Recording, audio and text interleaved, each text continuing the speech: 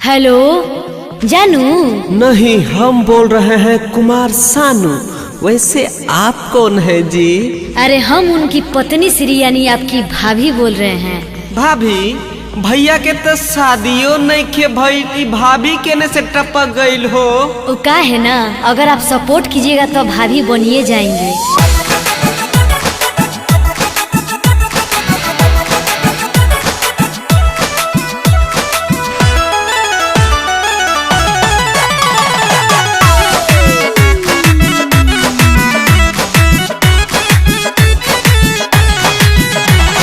जानू से बतिया कराइए ना देवर जी, बोल रहे हैं राउर भैया के मेहर जी। ए देवर जी सुनी ना, जानू से बतिया कराइए ना देवर जी, बोल रहे हैं राउर भैया के मेहर जी।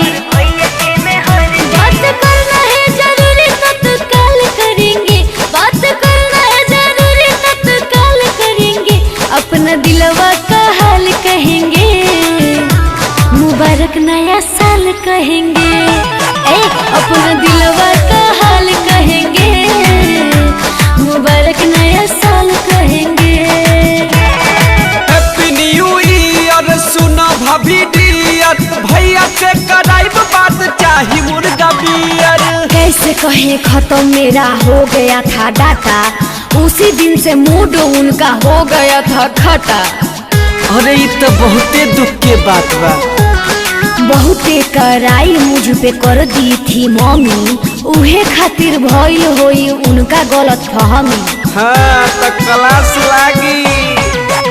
सबका देंगे जवाब जो सवाल करेंगे, सबका देंगे जवाब वो सवाल करेंगे, अपना दिलवा का हाल कहेंगे, मुबारक नया साल कहेंगे, अपना दिलवा का हाल कहेंगे, मुबारक नया साल कहेंगे।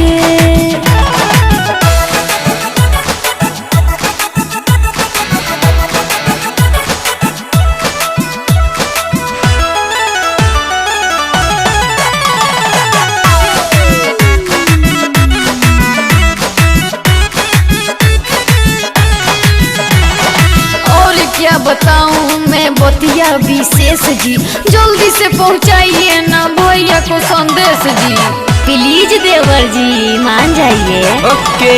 कैसे के मन बोलियो दुवंशी चंदन, देवे पड़ी देह गिफ्ट प्यार वाला मंजन। अरे हमको नहीं, भैया को दीजिएगा तो ज्यादा अच्छा रहेगा। उनका बिना हाल ऋतु का बेहाल कहेंगे, उनका बिना हाल ऋतु का बेहाल कहेंगे, अपना दिलवा का हाल कहेंगे, मुबारक नया साल कहेंगे।